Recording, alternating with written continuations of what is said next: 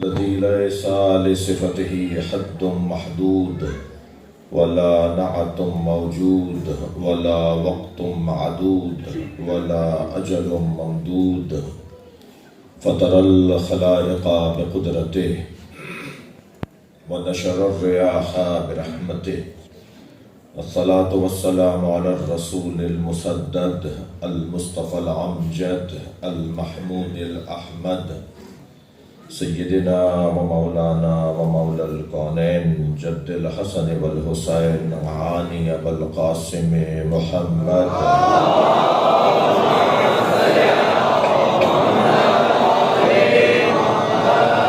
وآلہ الطیبین الطاہرین المعصومین الذین قال اللہ انما یرید اللہ لیذہب عنکم الرجس اہل البیت وَيُطَهِّرَكُمْ تَطْهِيرًا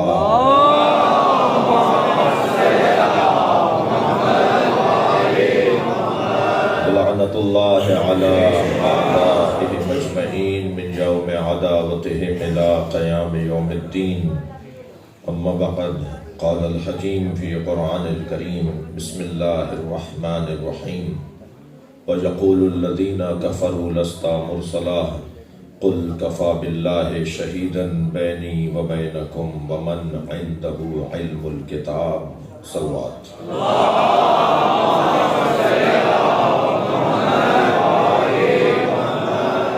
سورہ مبارکہ رعد آیت نمبر 43 اللہ نے اس کلام میں منکرین رسالت کو جواب مسکت دے رہا ہے،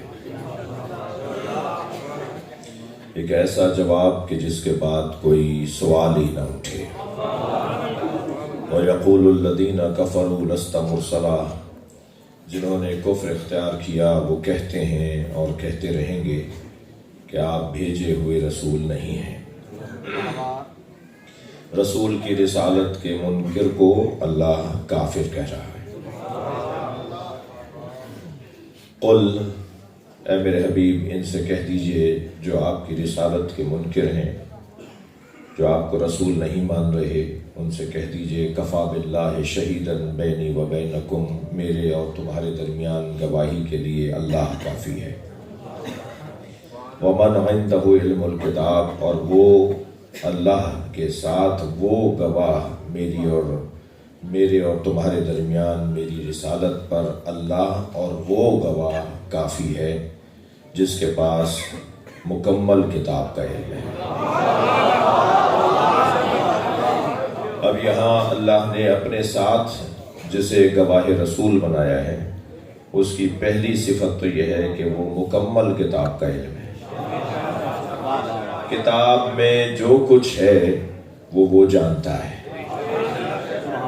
اور آیت یہ کہہ رہی ہے کہ جنہوں نے کفر اختیار کیا وہ کہتے ہیں اور کہتے رہیں گے، یعنی ہر زمانے میں جب بھی نبی کی رسالت کا انکار ہوگا تو گواہی کے لیے اللہ ہے، اور وہ کہ جس کے پاس مکمل کتاب کا علم ہے، یعنی ہر زمانے میں ایک عالم کتاب کا ہونا ضروری ہے۔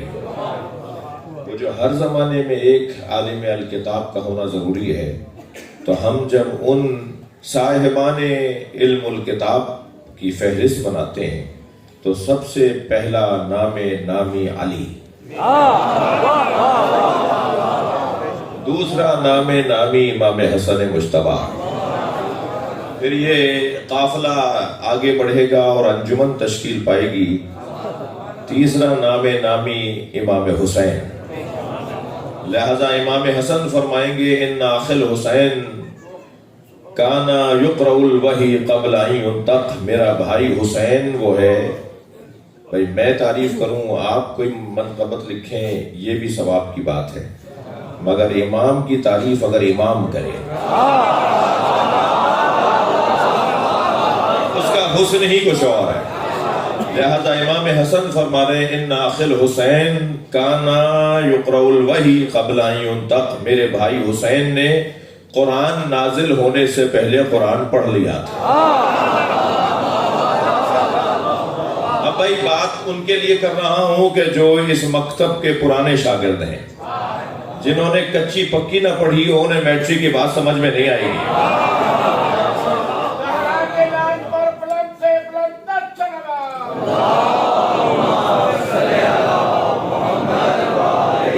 اچھا، ہمارے درمیان بھی کچھ ہیں جو ہیں تو پرانے خاندانی، مگر کیونکہ مجلس میں موسمی آتے ہیں تو موسمی شرکت جو ہے وہ کہیں نہ کہیں سوالات ذہن میں چھوڑتی جا رہی ہوتی ہے۔ تو میں گزارش کروں گا اپنے محترم مجمع سے کہ کہیں بھی کوتاہی ہو جائے اللہ سے معافی کے طالب رہنے چاہیے، مگر مجلسوں میں کوتاہی نہ ہو، مجلسوں میں شرکت بھرپور رہے، اس لیے کہ یہ مکتب ہے، یہ پورا ایک مدرسہ ہے۔ سن 61 ہجری میں امام حسین نے جس عالمی اوپن یونیورسٹی کی بنیاد رکھی تھی، یہ باب المراد اس کا ایک کیمپس ہے۔ صلوات پڑھے محمد و آل محمد۔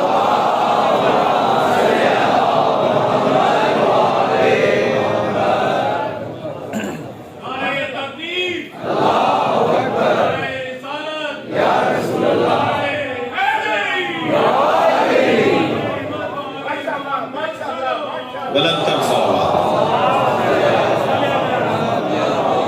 اس سے بلند صلوات۔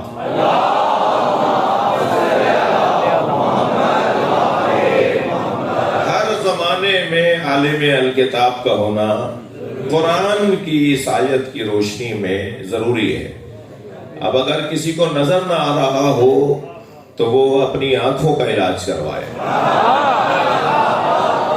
ان ہستیوں کو دیکھنے کے لیے ویسے بھی چشم سر دھوکہ کھا جاتی ہیں، چشم جان صحیح بتاتی ہے۔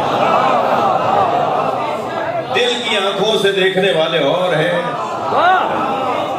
اور اپنی سر پہ سجی ہوئی آنکھوں سے دیکھنے والے اور ہیں۔ یہ آنکھیں تو ویسے ہی دھوکہ کھاتی ہیں، یہ تو دکھاتی کچھ اور ہے، ہوتا کچھ اور ہے۔ میری پرانی مثال ہے، میں ایک جگہ سے گزر رہا تھا، رستے میں سانپ بیٹھا تھا، میرے بڑھتے ہوئے قدم رک گئے، میں سوچنے لگا یہ موذی ہے، حملہ کرے گا۔ ابھی کھڑا میں سوچ رہا تھا کہ دور سے لوگوں نے تبصرے شروع کر دیے، مولانا کو دیکھو، وہ دیکھو، بڑی بہادری کی باتیں کرتے ہیں، سانپ سے ڈر رہے ہیں۔ اب میں سوچنے لگا عقل مندی کا ثبوت دوں یا ان کے چڑھانے میں آؤں۔ بہت سارے لوگ چڑھا کر غائب بھی ہو جاتے ہیں۔ ابھی میں کھڑا سوچ رہا تھا کہ مجھے کیا کرنا چاہیے۔ یہ بچہ، مثال دے رہا ہوں، یہ بچہ برابر میں آ کے کھڑا ہوا، کہنے لگا مولانا یہ پلاسٹک کا سانپ ہے۔ جیسے ہی مجھے معلوم ہوا پلاسٹک کا سانپ ہے، میں نے اسی پر پیر رکھا، اسے کچلتا ہوا گزر گیا۔ معلوم یہ ہوا جب حقائق روشن ہو جاتے ہیں تو اقدامات بھی تبدیل ہو جاتے ہیں۔ بھائی جملہ عالیہ کر رہا ہوں، ساری دنیا جس یزید سے ڈرتی تھی، حسین اس کی حقیقت کو جانتے ہیں۔ میں اسی مرحلے پر نہیں چاہتا کہ پاکستان میں کسی طرح سے کوئی تناؤ کا ماحول بنے، مگر یاد رہے 360 ممبران اسمبلی کے ہاؤس میں 25 لوگوں سے چور رستے سے بل پاس کروانا،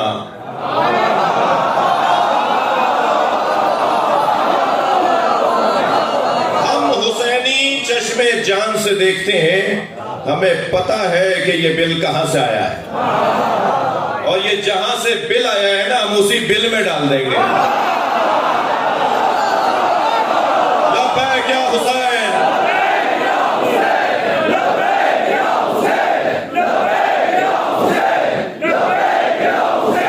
محمد و آل محمد۔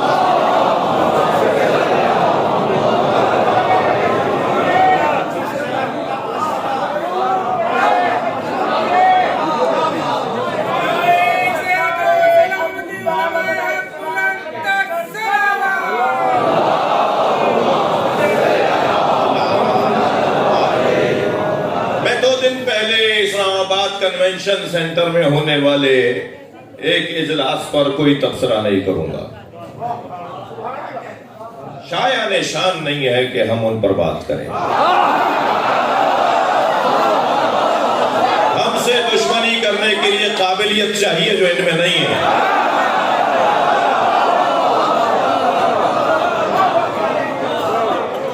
اگر زور، دھوس، دھرنا، اجتماع صورت میں بل پاس کروانے کا تم 2 دن پہلے اعلان کر چکے ہو، تو ہم اس چیلنج کو قبول کرتے ہیں۔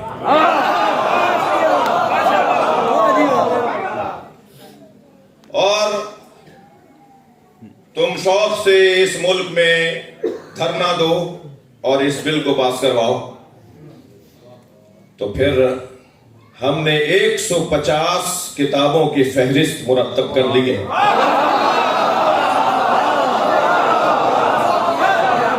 جو پاکستان میں چھپتی ہیں، ناشر بھی پتہ ہے، مؤلف اور مصنف بھی معلوم ہیں، جن میں نبی کی، اہل بیت نبی کی اور اصحاب مصطفیٰ کی توہین ہے۔ 200 سے زیادہ موجودہ، حاضر، موجود، حی، زندہ خطیبوں کے کلپ موجود ہیں، جنہوں نے نبی کی، آل نبی کی اور اصحاب نبی کی توہین کی ہے۔ پھر تم وہاں دھرنا دینا بل پاس کروانے کے لیے، اور ہم وہاں دھرنا دیں گے کہ ان کتابوں اور ان کلپوں پر FIR کاٹو تو بل پاس کرو۔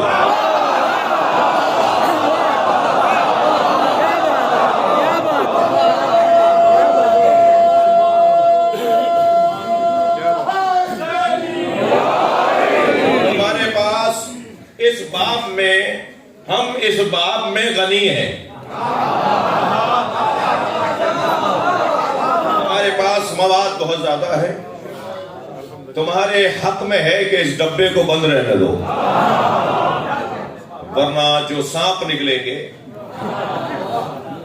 وہ پورے ماحول کو ڈستے چلے جائیں گے، زور دھوس کی بنیاد پر نہیں۔ ہم سے زیادہ ناموس مصطفیٰ کا دفاع اور ناموس آل مصطفیٰ کا دفاع اور ناموس صحابہ کا دفاع کوئی سوچ بھی نہیں سکتا۔ تم تو 2 جلسے کر کے چیک کلیئر کروانے کی بات کرتے ہو، ہم 1400 سال سے مجلس ہی ناموس مصطفیٰ پہ کر رہے ہیں۔ یہ مجالس، یہ محرم یا ایام اذان ناموس مصطفیٰ کے دفاع میں۔ کیا ہوا تھا ناموس مصطفیٰ کے ساتھ؟ اسی کی وجہ سے تو یہ عزاداری ہے۔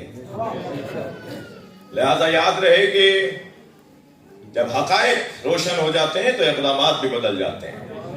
ہمیں پتہ ہے یہ بل کہاں سے آیا ہے۔ سمجھداری، پاکستان کا شیعہ ہوشیار ہے، سنی سمجھدار ہے۔ یہ بل کہیں اور سے امپورٹ ہوا ہے تاکہ پاکستان کے سیاسی حالات تبدیل کیے جائیں، پاکستان میں انتخابات کے مراحل کو تبدیل کیا جائے، پاکستان میں اقتدار کی منتقلی کو متاثر کیا جائے، پاکستان کو کسی بظاہر سپر پاور ملک کی کالونی بنایا جائے۔ یاد رہے کہ جب تک پاکستان میں سنی کا بچہ اور شیعہ کا جوان زندہ ہے، پاکستان کو ہم کسی کی کالونی نہیں بننے دیں گے۔ میں لاہور کے قدیمی ترین صدیوں پرانا علاقہ موچی دروازہ، اس کے اس روحانی اور معنوی اجتماع کے اندر آپ سے گزارش کروں گا کہ ایک مرتبہ ضرور شب شہادت، دعاؤں کی رات، مناجات کی رات، حاجات کی رات، ایک مرتبہ سب اپنی توانائیوں کے ساتھ جو جہاں بیٹھا ہوا ہے، جس گلی میں ہے، جس گھر میں ہے، ایک نعرہ ضرور پاکستان کے لیے لگائیے۔ پاکستان بلند تر صلوات۔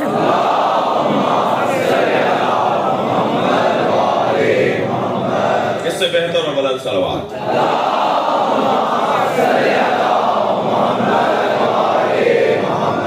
اور بھی بلند صلوات۔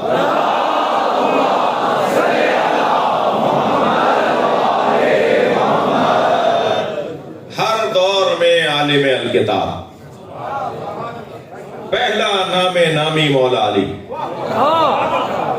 دوسرا عظیم اور حسین نام امام حسن، پھر امام حسین، اور یہ سلسلہ چلے گا کہ بالآخر اس دور میں حافظ محافظ قرآن اور گواہ رسالت نبی کا وہ بچہ ہے جس کا نام نبی کے نام پہ ہے، جس کی شکل نبی جیسی ہے، جس کی چال سرکار جیسی ہے، جن کا حلیہ بھی نبی جیسا ہے، جو ظاہر ہوں گے تو نبی والی عمر میں ظاہر ہوں گے، 40 سال کی عمر میں ظاہر ہوں گے، ہیں 1150 سال کے، مگر جب آئیں گے تو 40 سال کے ہوں گے۔ کہنے لگے شیعوں کی تو پہلے ہی باتیں سمجھ میں نہیں آتی، ایک اور صحیح، یا تو کہیے کہ 1150 سال کے ہیں یا کہیے کہ 40 سال کے ہیں۔ ہم نے کہا ہیں 1150 سال کے، مگر 40 سال پہ عمر رکی ہوئی ہے۔ کہنے لگے مولانا ہم گندم کھاتے ہیں، ہماری عقل کام کرتی ہے، یہ کیسے ممکن ہے کہ کوئی 1150 سال کا ہو اور 40 سال پہ عمر رکی ہوئی ہو؟ میں نے کہا بتائیے آپ کی عمر کتنی ہے؟ کہنے لگے 70 سال۔ میں نے کہا جب آپ ماں کے شکم سے دنیا میں آئے تھے تو سر کے بال بھی لے کر آئے تھے اور پلکوں اور بھووں کے بال بھی لے کر آئے تھے، سر کے بال آج تک نہ کاٹے ہوتے تو ایڑیوں تک آ گئے ہوتے، اور آج تک آپ نے پلکوں اور بھووں کے بال نہیں کاٹے۔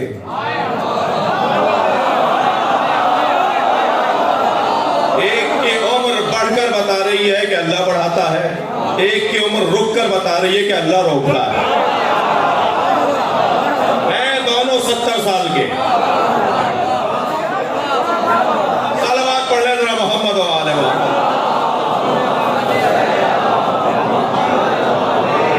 اللہ جس کی عمر کو چاہے بڑھائے، جس کی عمر کو چاہے روکے رک جائے۔ تو آج جو عالم الکتاب اور گواہ رسالت اللہ کے ساتھ عالم الکتاب وہ فرزند ہے، نواں بیٹا ہے امام حسین کا۔ عزیزان گرامی، ہم نے موضوع لیا تھا امامت، نبی کی رسالت پر اللہ گواہ اور وہ گواہ جس کے پاس مکمل کتاب کا علم ہے، جسے ہم اپنی فقہی کلامی عقائد کی زبان میں امام کہتے ہیں۔ ہر زمانے میں ایک امام کا ہونا ضروری ہے۔ امامت کس عظمت کا عنوان ہے، اس پر یقیناً آج چوتھی مجلس ہو گئی اور ہم نے شاید چند فیصد بھی اس پر بات نہیں کر پائی، کیونکہ مجالس کا تقاضا اور مدارس کا تقاضا مختلف ہے۔ مدرسے میں جب بحث ہوتی ہے تو وہ اس کا رواج، اس کا ترتیب، اس کی ترتیب مختلف ہوتی ہے۔ مجلس میں ظاہر ہے یہ بچہ بھی کچھ لینے آیا ہے، مجھے اس کا بھی احساس کرنا ہے، وہ جو زندگی میں پہلی مرتبہ مجلس سننے آیا ہے مجھے اس کا بھی خیال کرنا ہے، وہ جو صرف مناسبتوں پہ مجلس میں آتا ہے اس کا بھی خیال کرنا ہے، اور یقیناً اس کے سوالات سے بھی بچنا ہے کہ جو ہر مجلس میں آتا ہے۔ تو بڑی سنگین ذمہ داریاں ہیں ہم خطیبوں کی کہ کس انداز سے بحث کو مکمل کریں۔ توجہ، لہذا امامت کس اہمیت کی حامل ایک کیفیت اور ایک منصب ہے کہ ارشاد ہوتا ہے من ماتا ولم یعرف امام زمانہ فقد ماتا میتۃ جاہلیہ، وہ جو مر جائے اور اپنے زمانے کے امام کی معرفت نہ رکھتا ہو وہ گویا جاہلیت یعنی کفر کی موت مرا۔ اچھا، ایک لفظ علم کلام میں استعمال ہوتا ہے نفی حقیقت، اور ایک لفظ استعمال ہوتا ہے نفی کمال۔ یہ جو حدیث ہے من ماتا ولم یعرف امام زمانہ فقد ماتا میتۃ جاہلیہ، اسی لب و لہجے کی ایک اور حدیث بھی ہے، من ماتا بغیر وصیت ہی ماتا میتۃ جاہلیہ، جو مر گیا اور وصیت نہیں کی تو گویا وہ جاہلیت یعنی کفر کی موت مرا۔ اچھا، لب و لہجہ تو امام کے لیے اور وصیت کے لیے ایک جیسا ہے، تو جتنی اہمیت امام کی ہے کیا اتنی ہی اہمیت وصیت کی ہے؟ اچھا چلے میں اپنی بحث کو اور اپنی بات کو اور ذرا پختہ کروں۔ ارشاد ہوتا ہے لا صلاۃ الا بفاتحۃ الکتاب، نماز ہے ہی نہیں مگر جس میں سورہ فاتحہ پڑھی جائے. ہر سورہ تبدیل کر سکتے ہیں آپ، لیکن سورہ مبارکہ الحمد تبدیل نہیں ہو سکتا. ہر رکعت کے اندر، ہر نماز کے اندر سورہ الحمد کا پڑھنا ضروری ہے. تیسری اور چوتھی رکعت میں پھر اختیار ہے، لیکن نماز تو کم سے کم ایک رکعت ہی ہے جیسے نماز وتر ہے، اور 2 رکعت ہی ہے جیسے نماز فجر ہے. مگر 2 رکعت ہی ہو یا 1 رکعت ہی ہو، سورہ الحمد کے بغیر نماز نہیں ہے. لا صلاۃ الا بفاتحۃ الکتاب، نماز ہے ہی نہیں مگر یہ کہ فاتحۃ الکتاب اس میں ہو. اسی لب و لہجے کی ایک اور حدیث بھی ہے، لا صلاۃ لجار المسجد الا فی مسجد، مسجد کے پڑوسی کی نماز ہی نہیں ہے مگر ہے تو مسجد میں ہے. جو مسجد کے پڑوس میں رہتا ہو اسے مسجد میں ہی نماز پڑھنی ہے.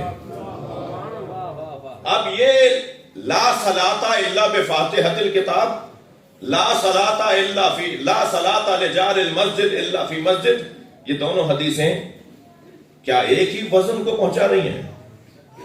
یعنی جو لوگ نماز گھر میں پڑھتے ہیں ان کی نمازیں باطل ہیں؟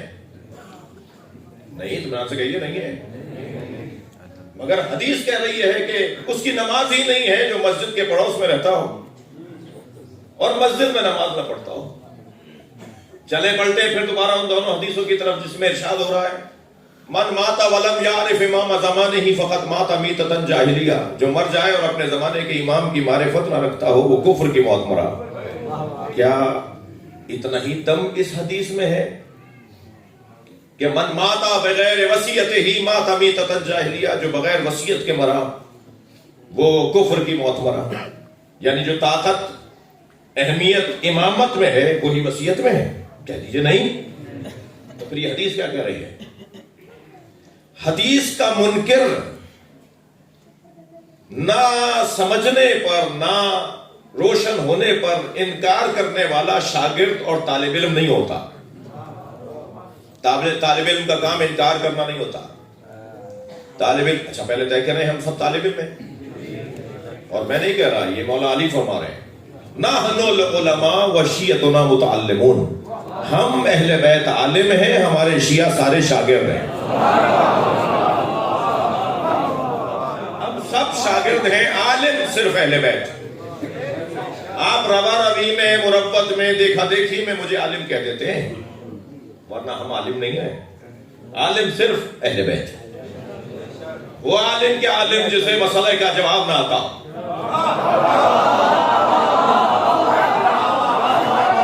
چاہے 10 میں ایک ہی مسئلہ صحیح، 20 میں 5 ہی صحیح، اگر کسی ایک مسئلے پر بھی ہم یہ کہہ دیں کہ ہمیں نہیں آتا تو پھر عالم کہاں ہے؟ عالم تو اسے کہتے ہیں جو یہ نہ کہے کہ مجھے نہیں آتا، بلکہ وہ سوال کرنے سے پہلے جانتا ہو کہ سوال ہے کیا. ایک دو مثالیں تو نہیں ہیں آئی اہل بیت کی زندگیوں میں. تو اب حدیث کا انکار تو کریں گے نہیں ہم، مگر کیسے اسے سمجھیں گے؟ یہی میں اپنے بچوں اور جوانوں کے لیے جملہ کہوں کہ بھائی ایک حدیث دیکھ کر تم اس سے ٹکرایا ہوا کوئی نظریہ اگر پالو تو اس حدیث کی بنیاد پر اس کا انکار نہ کرنا، اس لیے کہ جس نے وہ نظریہ بنایا ہے ہو سکتا ہے اس نے تم سے زیادہ اسی مضمون کی 4 حدیثیں دیکھی ہوں، اور 4 مختلف احادیث کو دیکھنے کے بعد پھر اس نے سند کے اوپر غور کیا ہو، راویوں پر بحث کی ہو، پھر راویوں کی جرح و تعدیل کی ہو، اور اس کے بعد پھر اس نے اس صحیح السند یا متواتر حدیث کا انتخاب کیا ہو ان 4 میں سے، اور پھر اس کی بنیاد پر اس نے فیصلہ سنایا ہو. لہذا یہ حدیثیں جو میں آپ کے سامنے پڑھ رہا ہوں یہ کتابوں میں موجود ہیں، ان کا انکار کوئی نہیں کر سکتا. پھر کیا مطلب ہے؟ مطلب یہ ہے کہ لا صلاۃ لجار المسجد الا فی مسجد، مسجد کے پڑوسی کی نماز ہے ہی نہیں مگر یہ کہ مسجد میں ہے. یہ نفی ہے، نفی کمال. کمال کی نماز وہ ہے جو مسجد میں پڑھی جائے. لیکن اگر کوئی مسجد میں نہیں پڑھ رہا تو نماز باطل نہیں ہے. لیکن لا صلاۃ الا بفاتحۃ الکتاب میں نماز باطل ہے. وہ مسجد میں پڑھنے والا نفی کمال کی طرف رہنمائی پائے گا. مسجد میں نہ پڑھنے والا اور جو سورہ الحمد کے بغیر پڑھ رہا ہے اس کی نفی حقیقت نفی وجود ہے، یعنی اس کی نماز واقعی نہیں ہے. اس کی نماز ہے مگر باکمال ہوتی اگر مسجد میں پڑھتا. اس کی نماز ہی نہیں ہے اگر سورہ الحمد نہیں پڑھ رہا. اب آ جائیے ان دو حدیثوں کی طرف. اللہ اصل ارشاد ہو رہا ہے من ماتا بغیر وصیت ہی ماتا میتۃ جاہلیہ، جو مر جائے اور وصیت نہ کرے وہ کفر کی موت مرا. یہ نفی حقیقت نہیں ہے، نفی کمال ہے. یعنی اگر وصیت کر کے مرے تو بہترین مسلمان مرے گا، اچھا مسلمان مرے گا. لیکن من ماتا ولم یعرف امام زمانہ فقط ماتا میتۃ جاہلیہ، جو اپنے زمانے کے امام کی معرفت نہ رکھتا ہو وہ کفر کی موت مرا. یہ نفی حقیقت کو بیان کر رہا ہے. یعنی اگر اپنے زمانے کے امام کی معرفت نہیں ہو تو تم واقعی کافر ہو. ہم تو سمجھ رہے تھے کہ اللہ کا منکر کافر ہوتا ہے. مل کے بولو علی حق علی حق علی حق علی حق علی حق علی حق نعرہ حیدری. یہاں اللہ کا منکر بھی کافر، اللہ کو مانے اور رسول اللہ کو نہ مانے وہ بھی کافر. تھک کر نہیں بیٹھیے گا. اللہ کو مانے، رسول اللہ کو نہ مانے اور علی کو نہ مانے وہ بھی کافر. یعنی اللہ کو مانے رسول اللہ کو نہ مانے کافر، اللہ اور رسول کو مانے اور علی کو نہ مانے. کیا پریشانی ہے؟ میں طالب علم ہوں اور میرے ذہن میں ایک سیلاب ہے معرفت کا. جو علی کو نہ مانے وہ کافر. بڑے اطمینان کے ساتھ بول دیجئے، کوئی پریشانی کی بات نہیں ہے. اس دھبے سے بچنے کے لیے نہ ماننے والے بھی مانتے ہیں. صلوات پڑھے محمد و آل محمد.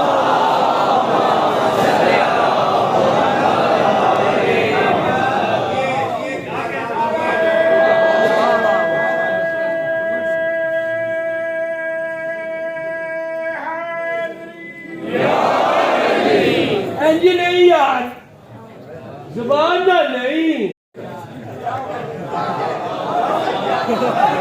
لہذا بات بہت روشن ہے. امامت کی اہمیت اتنی ہے، میں اپنے مضمون کو پر غور کر رہا ہوں. امامت کی اہمیت اتنی ہے کہ جو امام کی معرفت کے بغیر مر جائے وہ جاہلیت اور کفر کی موت مرا ہے. اللہ امام بناتا کسے ہے؟ بھائی نہ اللہ کا کسی سے پڑوس ہے، نہ اللہ کا کسی سے کوئی رشتہ ہے. رشتہ داری کی بنیاد پر استثناء لایا جاتا ہے. بھائی میں کوئی سیاسی بات نہیں کر رہا. رشتہ داری کی بنیاد پر استثناء لے کے آتے ہیں یا پڑوس کی بنیاد پر استثناء لایا جاتا ہے. اللہ جسم نہیں رکھتا لہذا مکان نہیں رکھتا، مکان نہیں رکھتا لہذا پڑوس نہیں رکھتا. تو اب اس کا تو کوئی پڑوس ہی نہیں ہے. اللہ کے ہاں کسی سے رشتہ داری بھی نہیں ہے، اس لیے کہ وہ لم یلد ہے ولم یولد ہے. نہ وہ کسی کا باپ ہے نہ وہ کسی کا بیٹا ہے. تو رشتہ داری بھی نہیں ہے، پڑوس بھی نہیں ہے، تو پھر اللہ امام کسے بناتا ہے؟ میں نے 2 سال پہلے یعنی اس عشرے کے 2 سال بیچ میں گیپ آیا، اس کو آپ گیپ کو ختم کر کے سوچئے گا. جس آیت پر غور کیا تھا وَجَعَلْنَا مِنْهُمْ أَئِمَّةً يَهْدُونَ بِأَمْرِنَا، اور ان میں سے کچھ کو ہم نے امام بنایا. جو ان میں سے کچھ کو ہم نے امام بنایا، ان میں سے کچھ کو. اللہ کن میں سے کچھ کو بناتا ہے؟ بھائی امام تو 12 ہیں مگر جن میں سے امام بناتا ہے ان پہ بھی تو غور ہو.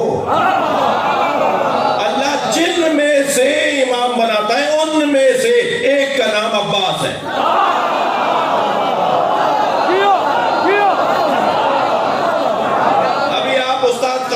نبی کے 4 مصرے سنا رہے تھے سجاد صاحب، مجھے انہی کے 2 مصرے یاد آ گئے۔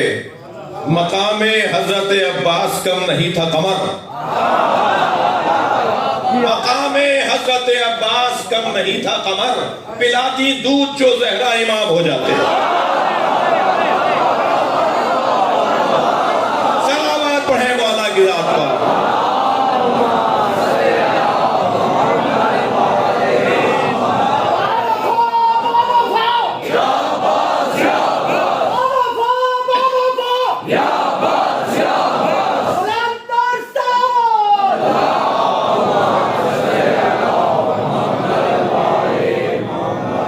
صلوات نبی کی ذات۔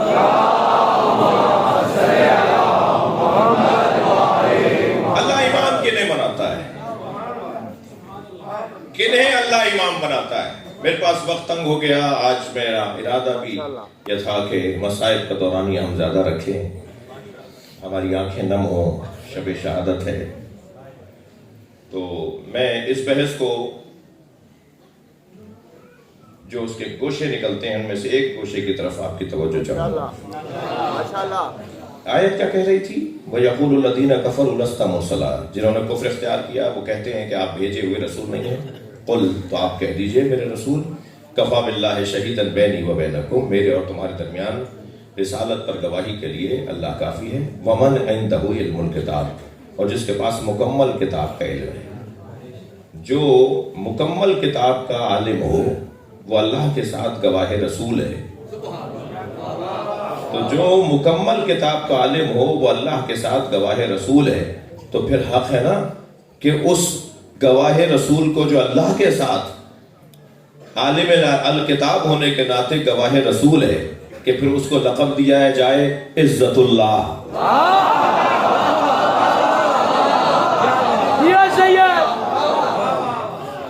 اب یہ جو ائمہ کا ایک لقب ہے، تمام ائمہ کے لیے یہ لقب آیا ہے۔ اس لقب کو میرے ممدوح امام معصوم نے، جس امام کی خدمت میں ہم آج ہیں، اس امام معصوم نے کیسے اپنے ساتھ یاد کرتے ہوئے دہرایا۔ خچر پر بیٹھے جا رہے ہیں حضرت میرے مولا امام موسیٰ کاظم علیہ السلام،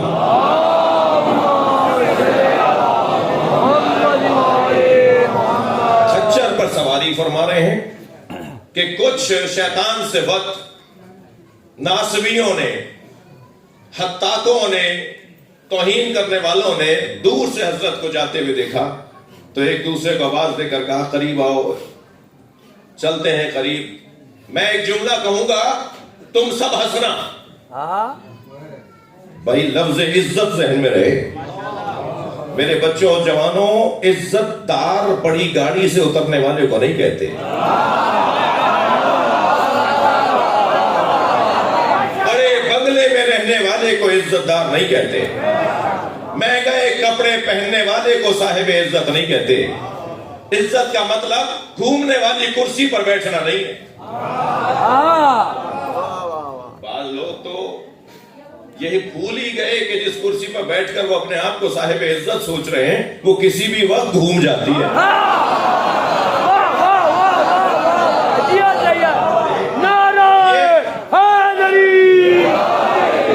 یہ عنوانات، یہ عناوین عزت کے عناوین نہیں ہے۔ عزت کی تعریف اگر میرے بچوں اور جوانوں کے ذہن میں آ جائے تو میرا مفہوم، میرا مطلب، میرا مدعا روشن ہو جائے۔ عزت کسے کہتے ہیں؟ معصوم کا لقب ہے اور امام اپنے لیے اس لقب کو دہرائیں گے اس روایت کے اختتام پہ جو میں سنانے جا رہا ہوں۔ میں نے وہ مفہوم میں بحث امامت اور کل کے لیے چھوڑی اس بات کو کہ اللہ امام کسے بناتا ہے۔ عزت کی تعریف کیا ہے؟ کیل کو تصور میں لائے، کیل، میخ، میخ، فارسی میں چوب کہتے ہیں، سندھی اور سرائکی میں کوکا کہتے ہیں۔ کیل، یہ کیل جو ہے وہ 3 جگہ پر استعمال ہوتی ہے، دیوار پر، لکڑی پر، مگر دیوار جتنی پختہ، مضبوط اور RCC کی اور لوہے اور فولاد کی ہوتی ہے، اتنا ہی کیل اس میں جائے یہ مشکل ہوتا ہے، اور دیوار مقابلہ کر رہی ہوتی ہے اور آپ کیل دیوار کے اندر ڈال رہے ہوتے ہیں، اور کیل ٹوٹ ٹوٹ کر بتاتی ہے کہ سامنے والا عزت والا ہے، وہ غیر کو جگہ نہیں بنانے دے رہا، یعنی دیوار اتنی ہی عزت والی ہے جتنی دیر تک وہ مقابلہ کرتی، لیکن بالآخر ڈرل سے سوراخ کر کے فولادی کیلیں منگا کر دیوار میں کیل کو جگہ بنانے کا موقع بہت ساری طاقتیں دیتی ہیں۔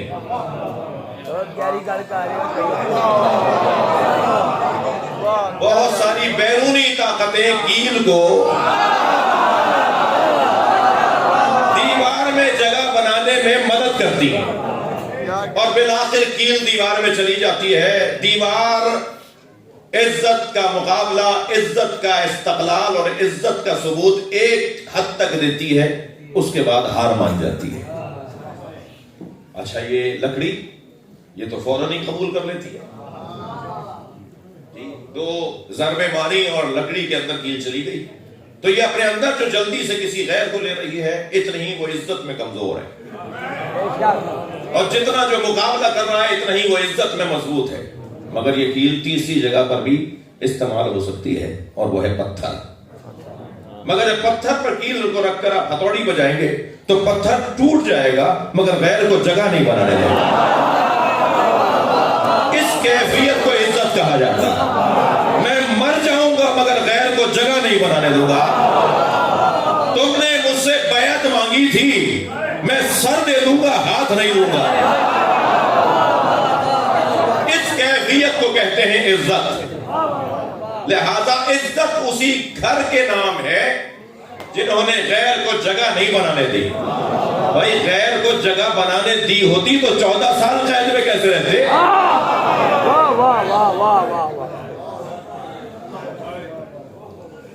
وہ روایت، وہ مولا کا اپنے ساتھ اس لقب کو جوڑنا ذرا سن لیے۔ خچر پر سواری فرما رہے ایک شخص نے کچھ لوگوں کو آواز دے کر کہا، آؤ میں ایک جملہ کہوں گا، تم ہنسنا، مذاق بنائیں گے ان کا مذاق بنائیں گے۔ قریب آ کے کہتا ہے کہ اس سے بڑا گھوڑا ہے، اس سے چھوٹا گدھا ہے، تو آپ تو نہ گھوڑے پر بیٹھے ہیں نہ گدھے پر۔ میرے مولا نے بے ساختہ فرمایا، گھوڑا بڑا ہے، گدھا چھوٹا ہے، خیر الامور اوسطھا، کامیاب وہی ہے جو نہ افراطی ہے نہ تفریطی ہے، اعتدالی ہے۔ اب وہ جو لوگ اس پہ وہ ہنسواتا، اب سب اس پہ ہنسنے لگے۔ جب سب لوگ اس پہ ہنسنے لگے تو امام نے اپنے سینے پہ ہاتھ رکھ کے فرمایا، نحنو عزت اللہ و کبریائے، ہم اللہ کی عزت بھی ہے اور اس کی کبریائی کا ثبوت بھی ہے۔ صلوات پڑھیں محمد و آل محمد۔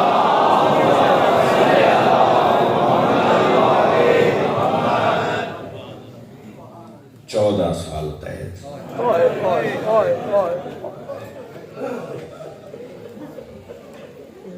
شب شہادت ہے،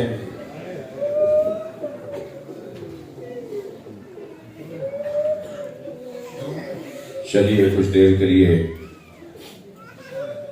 اپنے ذہنوں کو ایک اور اسیر کی طرف لے چلیے۔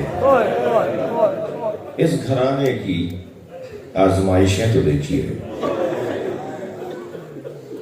اللہ نے اپنے وجود کا ثبوت کہ اللہ ہے، اس کا ثبوت ان کی مظلومیت اور اس پہ صبر اور انتہا درجے کی مظلومیت پر شکرن للہ، ان کی زبان پر شکر اور حمد الہی کے علاوہ کچھ اور نہیں آتا۔ یہ خود دلیل ہے کہ اللہ ہے۔ علامہ نقد صاحب لاہور بہت آئے، پرانے لوگوں کو یاد ہوں گے۔ نقد صاحب پہ ایک بڑا مشہور جملہ ہے، وہ فرماتے ہیں کہ اللہ ہے اس پر انگنت دلیلیں ہیں، مگر اللہ ہے پر سب سے بڑی دلیل عصر عاشور حسین کا اطمینان۔ اطمینان قلب حسین یہ اللہ ہے پر سب سے بڑی دلیل ہے. اجرکم اللہ. عزیزارو، مجھے جلدی نہیں ہے، یہ رونے کی رات ہے. اگر کسی کی آنکھ میں آنسو نہ ہے، ایک بال و پرے مغز کے برابر بھی اگر میری آنکھ میں آنسو آ گیا نا، تو سمجھیں کہ میں بغداد پہنچ گیا ہوں. ایک غریب امام کا جنازہ. میں آج دن میں رابطہ کر رہا تھا کربلا سے اور نجف سے. کاظمین کی طرف مشی شروع ہو گئی ہے. پورا عراق اور پوری دنیا سے جو زائرین آئے ہوئے ہیں وہ کاظمین کی طرف پیدل روی کر رہے ہیں، مشی کر رہے ہیں، اور باب الحوائج کے تابوت کو کاندھا دینے جا رہا ہے. مجھے بتایا جائے جسے کل 4 مزدوروں نے اٹھایا تھا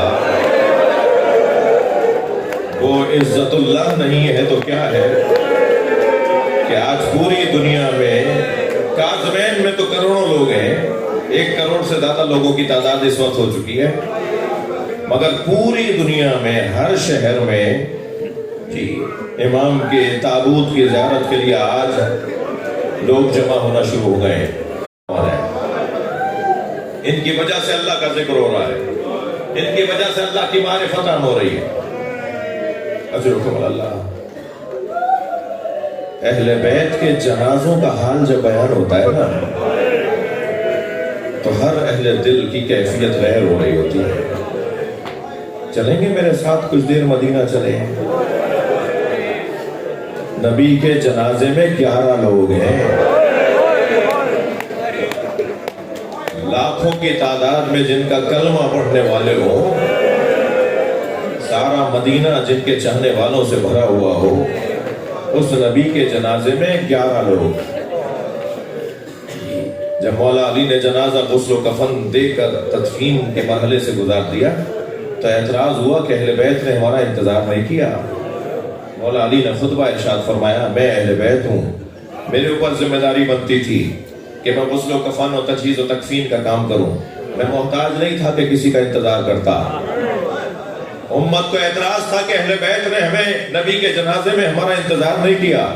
اس گھر میں 75 یا 95 دن بعد دوسرا جنازہ ہوا.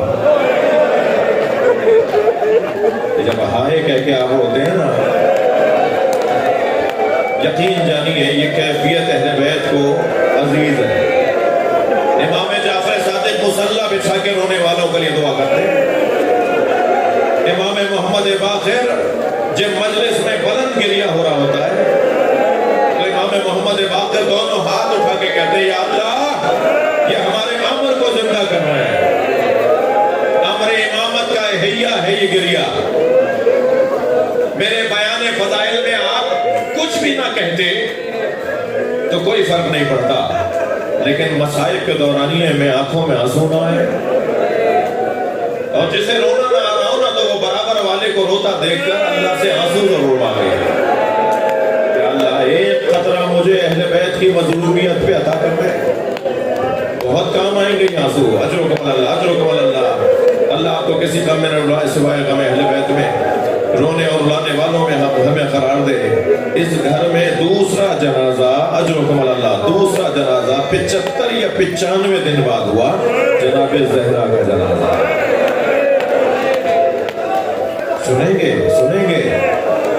میرے بھائیوں کے مطابق، اہل سنت کے مطابق 6 لوگوں نے جنازہ اٹھایا ہے. سیدۃ النساء العالمین، کمالات کی ملکہ بی بی.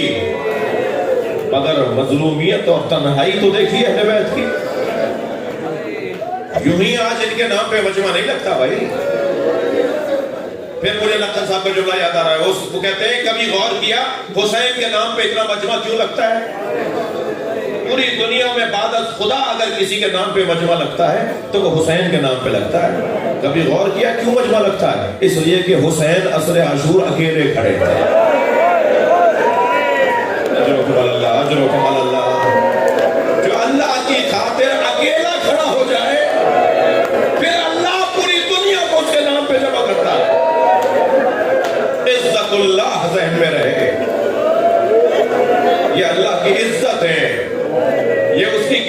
کا ثبوت ہے.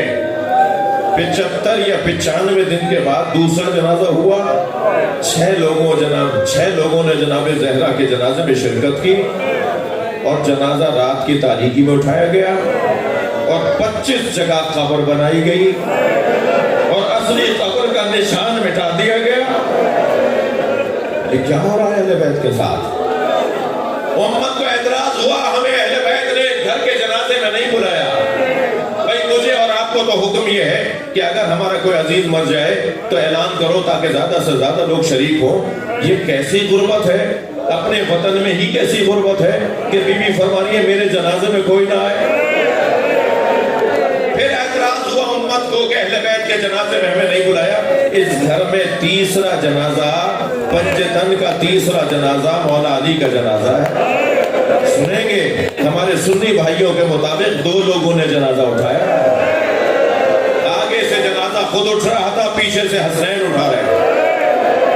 مولا کائنات کے جنازے میں 4 لوگ بھی نہیں ہیں. پھر امت کو اعتراض ہوا کہ اہل بیت نے اپنے گھر کے جنازے میں نہیں بلایا. جنہیں رونا آ رہا ہے اپنی آوازوں کو آزاد کریں, جن کے مذہب میں رونا جائز ہے وہ تکلف نہ کریں. پھر اعتراض ہوا امت کو کہ اہل بیت نے ہمیں اپنے گھر کے جنازے میں نہیں بلایا. اہل بیت کا پہلا جنازہ جو امت کے کاندھوں پہ دیا وہ امام حسن کا جنازہ. بار بار کہتے تھے نا تم کہ ہمیں جنازوں میں نہیں بلاتے, لوگ تمہارے کاندھوں پہ جنازہ دیتے تھے. امت نے اتنے تیر مارے کہ برابر کی بہنیں بھائی کے جنازے سے تیر نکالتی رہ گئی. رونے والوں 5ویں جنازے کا حال سنو گے, ایسے گھوڑے دوڑائے حسین کے بدن پہ, ایسے گھوڑے دوڑائے کہ زینب نہیں پہچان پائی. امام کی پسلیاں کمر سے نکل رہی تھی.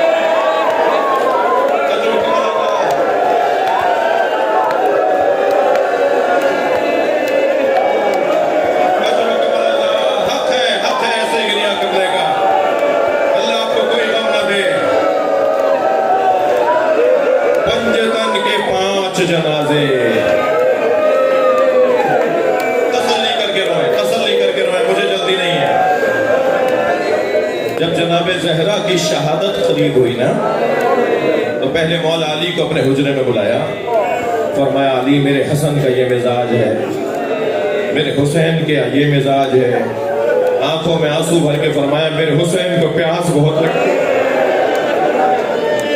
میری زینب کا یہ مزاج ہے. علی جب میری زینب کی شادی ہو تو میری ذاتی چیزیں زینب کو دے دینا اور کہنا تمہاری ماں تمہارے لیے یہ چھوڑ کر گئی ہے. پھر امام حسن کو بلایا, پھر امام حسین کو حجرے میں بلایا. آخر میں جناب زہرا نے فرمایا اب زینب کو بھیج دو. بیویاں بیٹھی ہیں مجلس میں, باب الہوائی سے مانگنے آئی ہیں. جناب زینب کی عمر اس وقت 4 سال کی. مجلس میں آپ کے ساتھ بھی 4 سال کی بچیاں آئی بھی ہوں گی, آپ کے گھروں میں بھی 4 سالہ بچیاں ہوں گی. اندازہ کیجئے کہ 4 سال کی بچی کا سن و سال, انداز, طور طریقہ, مزاج کیا ہوتا ہے. جناب زینب یتیم ہو رہی ہیں 4 سال کی عمر میں, تبھی تو سکینہ کو خوب سمجھتی تھی کہ 4 سال کی عمر میں اگر کسی بچی کا باپ مر جائے, کسی بچی کی ماں مر جائے,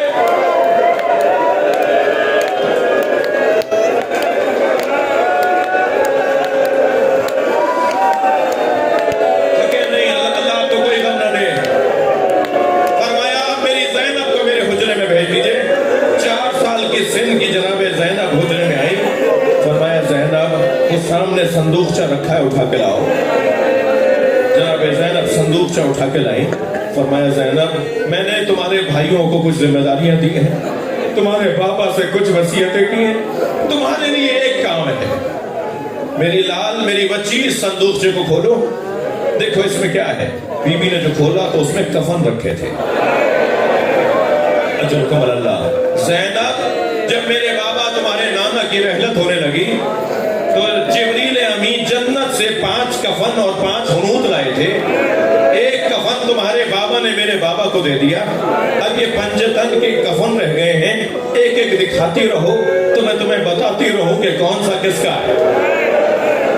میں ہاتھ جوڑ کر جناب زہرا سے کہوں گا بی بی یہ کام تو گھر کی بڑی عورتوں کو دیا جاتا ہے، یہ بچی تو بہت کم سن ہے، عجب نہیں جناب زہرا کی آواز آئے میری زینب کا بڑا حوصلہ ہے، یہ اپنے بھائی کے جگر کے ٹکڑے دیکھے گی، یہ 70 قدم سے بھائی کو ذبح ہوتے دیکھے گی، ہمیں کیا پتا میری زینب کا کتنا حوصلہ ہے۔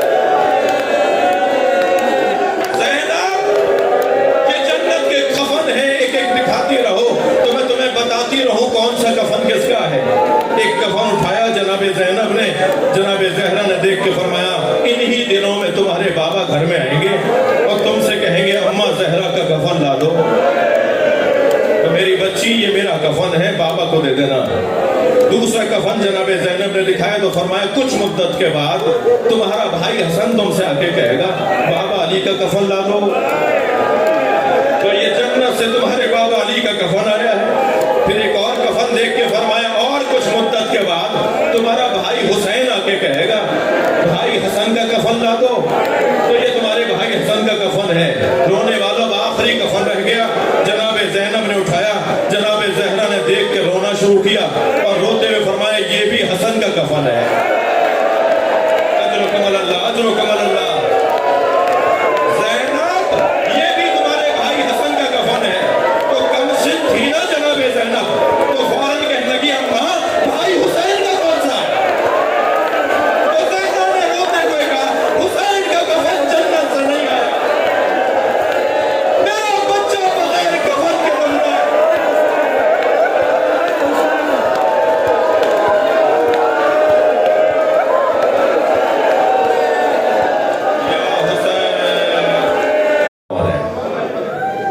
ان کی وجہ سے اللہ کا ذکر ہو رہا ہے، ان کی وجہ سے اللہ کی معرفت عام ہو رہی ہے۔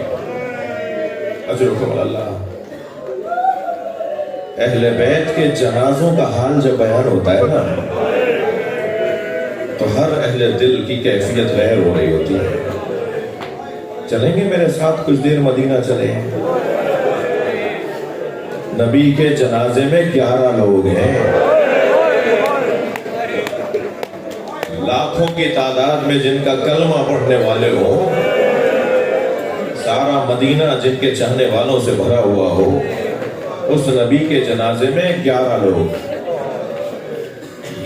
جب مولا علی نے جنازہ غسل و کفن دے کر تدفین کے مرحلے سے گزار دیا تو اعتراض ہوا کہ اہل بیت نے ہمارا انتظار نہیں کیا۔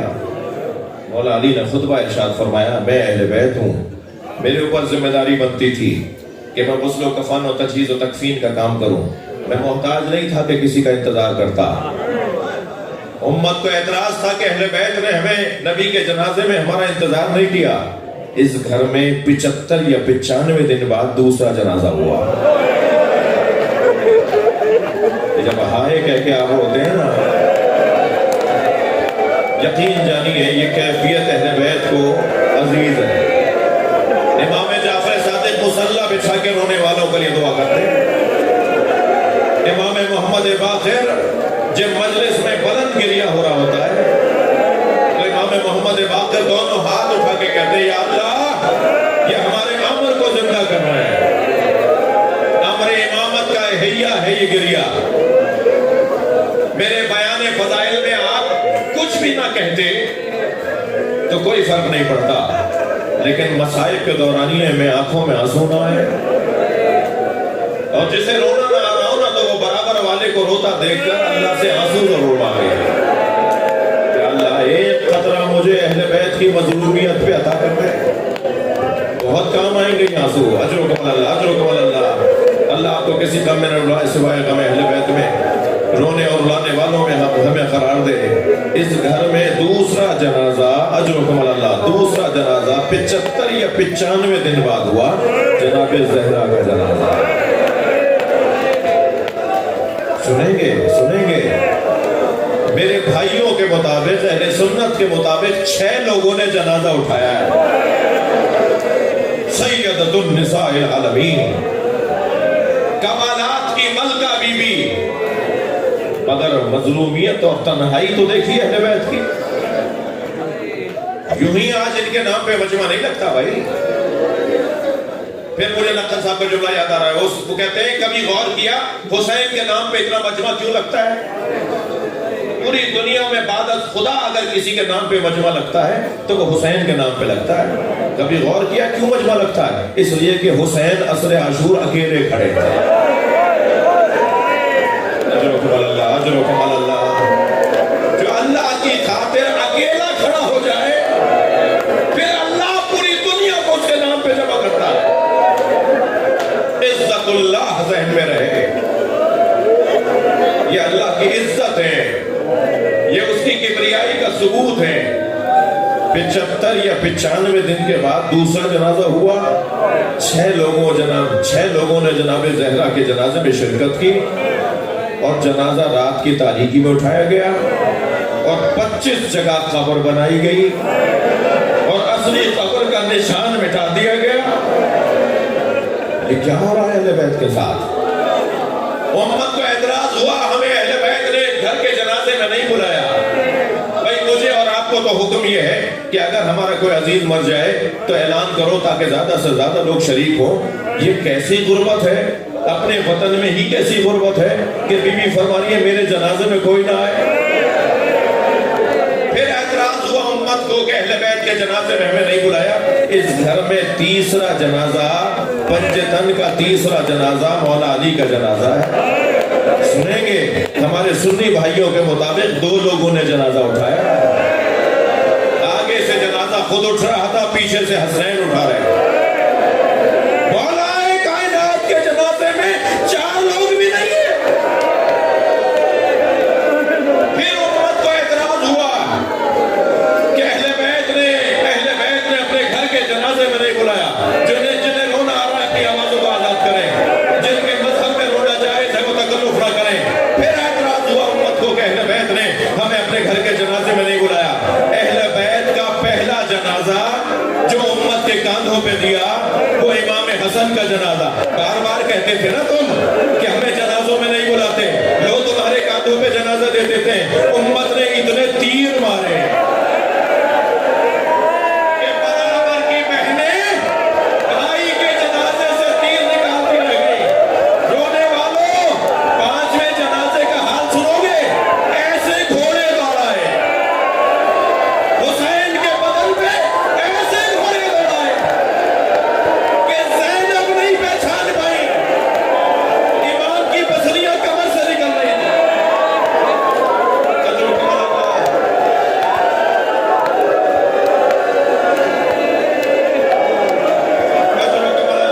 हक है ऐसे गिरिया करने का। अल्लाह आपको कोई गम न दे। पंजतन के 5 जनाजे।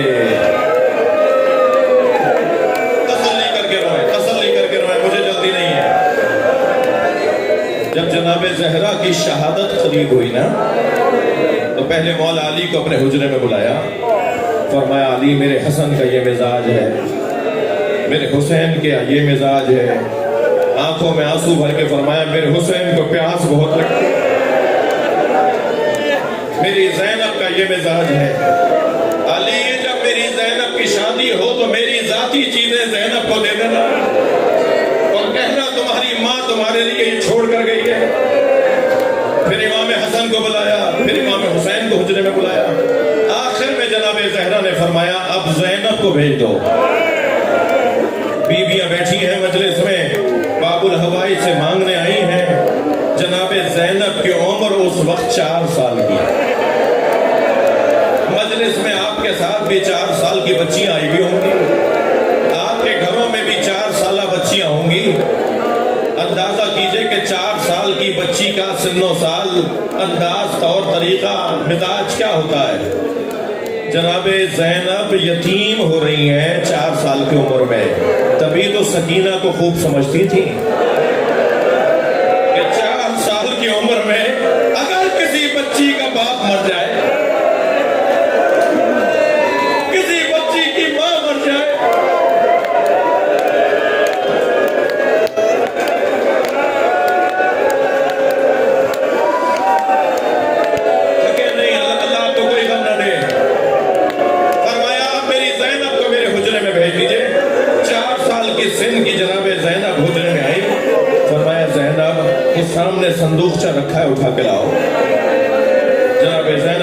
صندوقچہ اٹھا کے لائیں. فرمایا زینب میں نے تمہارے بھائیوں کو کچھ ذمہ داریاں دی ہیں, تمہارے بابا سے کچھ وصیتیں کی ہیں, تمہارے لیے ایک کام ہے. میری لال میری بچی اس صندوقچے کو کھولو, دیکھو اس میں کیا ہے. بی بی نے جو کھولا تو اس میں کفن رکھے تھے. اجرکم اللہ. زینب جب میرے بابا تمہارے نانا کی رحلت ہونے لگی تو جبریل امین جنت سے 5 کفن اور 5 حنوط لائے تھے. ایک کفن تمہارے بابا نے میرے بابا کو دے دیا. اب یہ 5 تن کے کفن رہ گئے ہیں, ایک ایک دکھاتی رہو تو میں تمہیں بتاتی رہوں کہ کون سا کس کا ہے. میں ہاتھ جوڑ کر جناب زہرا سے کہوں گا بی بی یہ کام تو گھر کی بڑی عورتوں کو دیا جاتا ہے, یہ بچی تو بہت کم سن ہے.